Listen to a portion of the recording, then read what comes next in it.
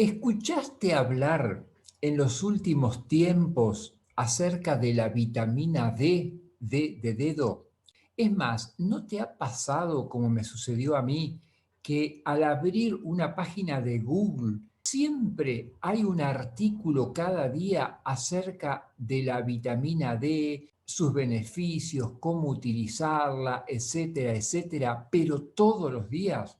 Vamos a adentrarnos en el tema y ver qué hay detrás de esta movida acerca de la vitamina D de dedo. Soy Jorge Di Benedetto, te estoy hablando desde la hermosísima ciudad de Mar del Plata, en el centro este de la República Argentina. Efectivamente, en los últimos tiempos se viene hablando de la vitamina D de una manera casi cotidiana, ya que al ser una vitamina que, entre otras muchas cosas, fortalece el sistema inmunológico, en estos tiempos de pandemia, donde justamente somos víctimas de un virus, necesitamos estar bien preparados, lo más fortalecidos posibles para resistir y superar en mejores condiciones cualquier infección.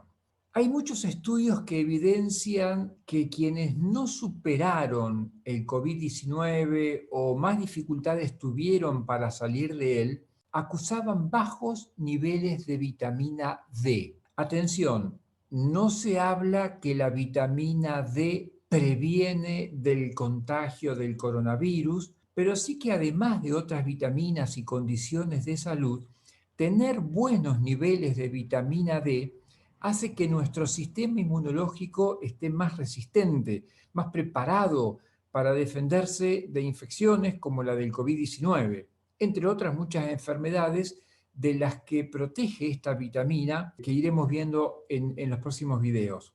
Es llamativo y es bueno conocer algunos detalles de la vitamina D y por eso, como dije, le dedicaremos varios videos para abarcarla un poco más. Empezando por cómo fue descubierta, porque esto nos ayudará muchísimo a entender mejor su importancia. Vamos a hacer una síntesis histórica, obviando algunos detalles para no extendernos, pero nos va a ayudar muchísimo este panorama histórico a comprender la vitamina D.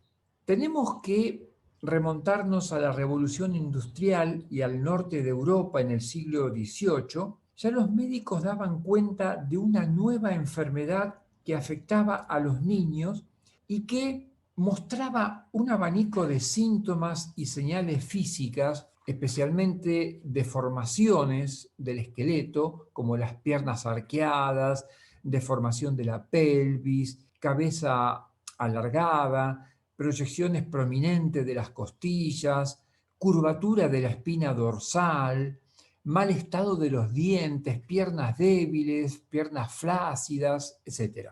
Esto trajo consecuencias devastadoras.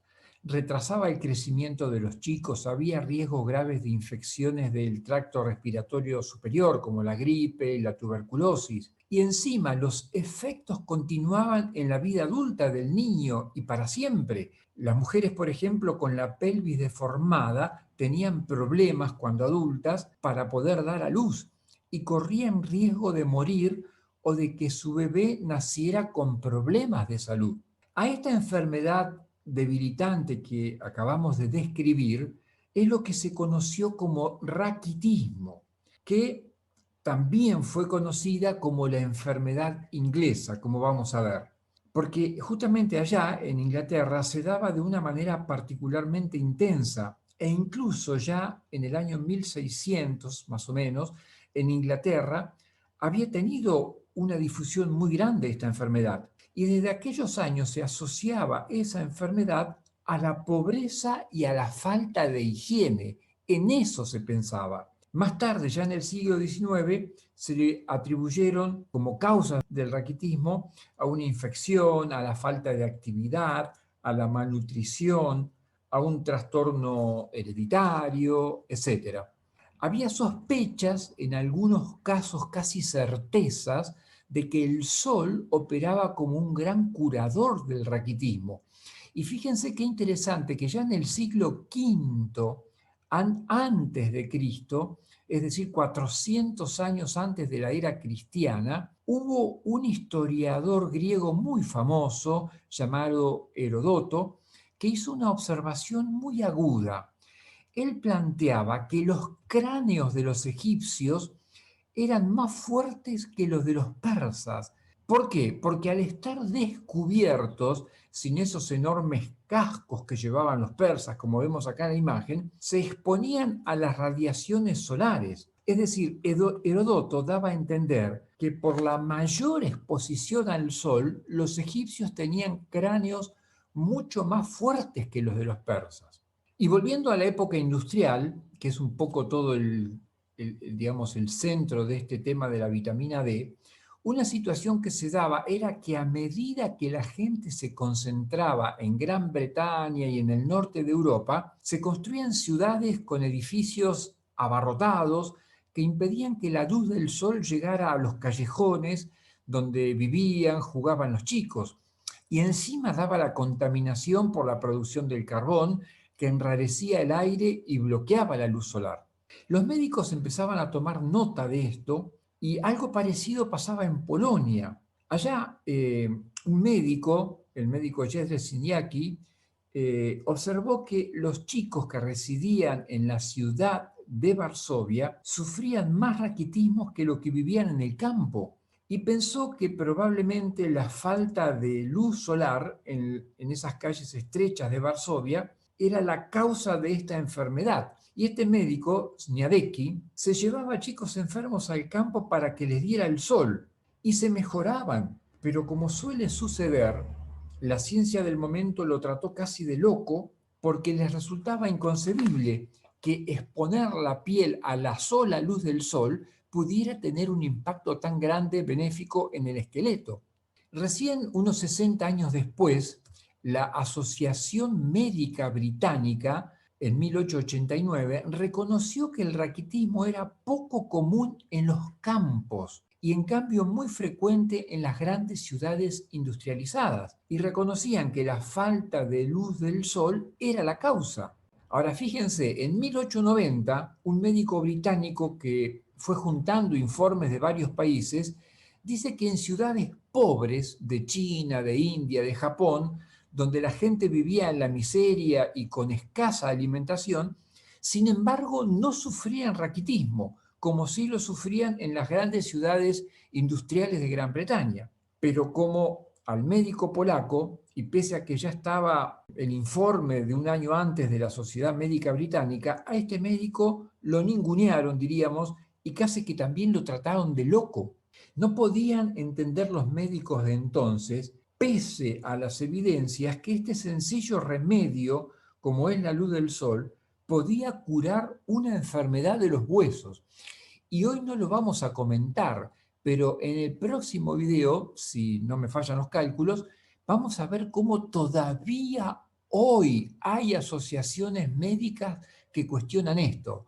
Por eso que es todo un tema esto de la vitamina D y la luz solar. Siguiendo con el panorama histórico, hacia 1900 se calculaba que el 80% de los niños que vivían en las ciudades industrializadas del norte de Europa y de Estados Unidos sufrían raquitismo. Hacia 1920 hubo un médico alemán, Hulczynski, que dijo que exponerse a la radiación ultravioleta de una lámpara de mercurio era un método también efectivo para curar a los pacientes de raquitismo grave incluso, y que con solo exponer un brazo ya tenía un efecto positivo en todo el esqueleto. ¿Para qué?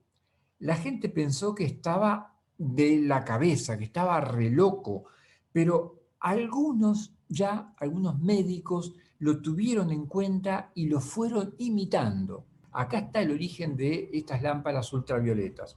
En 1921 ya hubo dos médicos, Hess y Unger, que expusieron 8 chicos con raquitismo a la luz del sol en un hospital de Nueva York y comprobaron una mejoría enorme. Y acá ya sí la sociedad científica, los médicos estaban más preparados para aceptar los descubrimientos que ya venían dándose en este tema. Y fue en 1930 que el propio gobierno de los Estados Unidos aconsejaba a los padres que expusieran a sus hijos al sol durante un tiempo razonable. Ahora, hay un médico y profesor de farmacología que es llamado el padre de la vitamina D. Se trata del doctor Edward Mellanby, un inglés que basándose en todo lo anterior que acabamos de ver muy rápidamente, descubre la causa del raquitismo, que como vimos en Inglaterra hizo estragos a tal punto que, como dijimos, se la llamaba al raquitismo la enfermedad inglesa.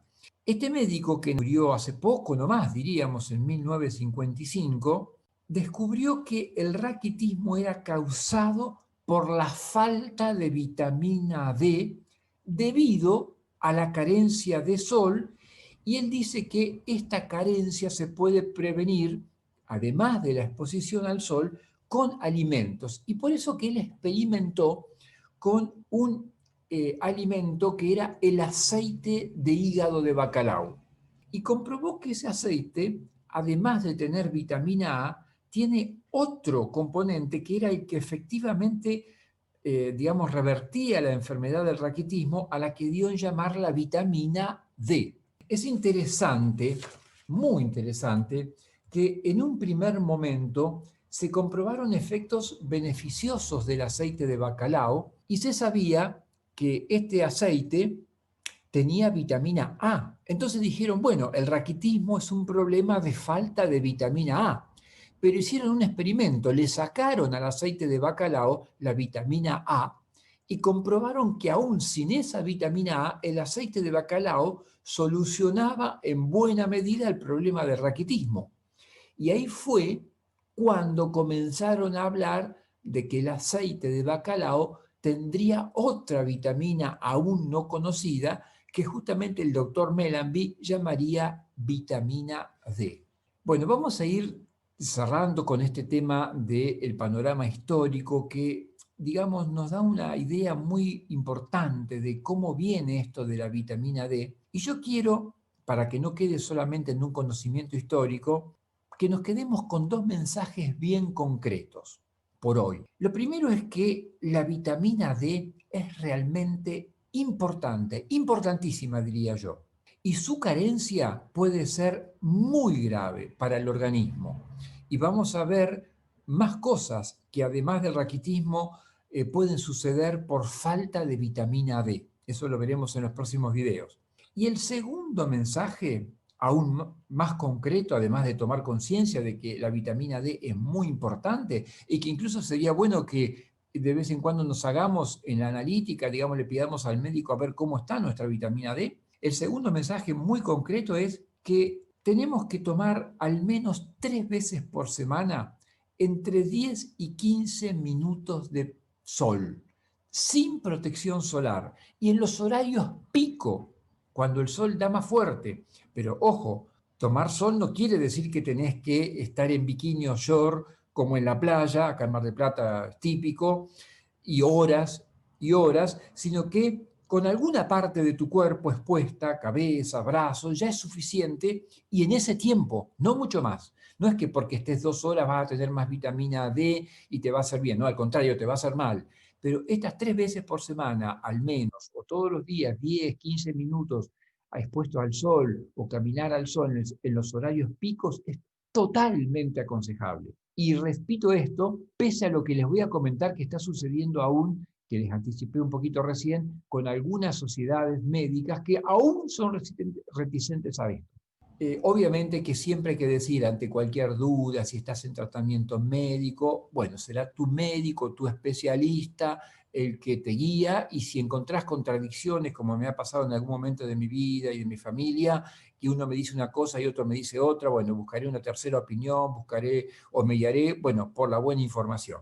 Voy a finalizar con una frase muy linda que ya alguien que generó todo un movimiento allá por el siglo XIX dijo y sintetizó de una manera muy linda. La frase dice así: el agua hace maravillas, el aire todavía más, pero lo mejor de todo es la luz del sol. Esto es todo por hoy. Te agradezco inmensamente por haber estado ahí. Si te gustó el video, compartilo con quien creas oportuno hacerlo. Suscríbete a mi canal, acciona allí a la derecha la campanita para que los próximos videos que vayamos subiendo lleguen enseguida a tu dispositivo y nos vemos pronto.